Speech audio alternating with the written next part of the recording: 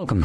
In front of me is a BLACKVIEW Tab 16 Pro, and today I will show you how you can import your contacts from the SIM card to the device. So to get started, you want to open up the standalone contacts application like this one right over here. Next, we're going to navigate to Fix and Manage, and then we're going to select Manage SIM. This in turn will display all the contacts that are located on my SIM card.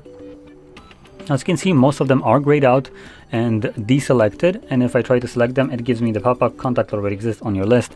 That is because on the Google account that the device opts into by default, all these contacts actually exist, and now even this contact exists.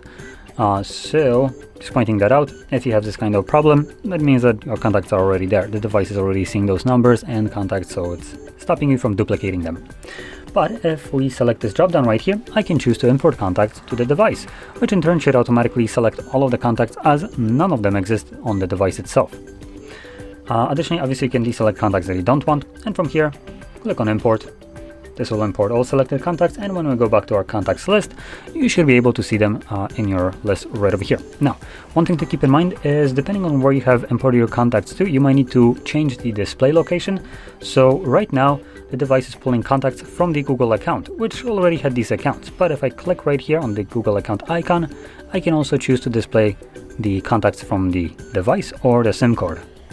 Now the device is where I imported the contacts to. So there we go.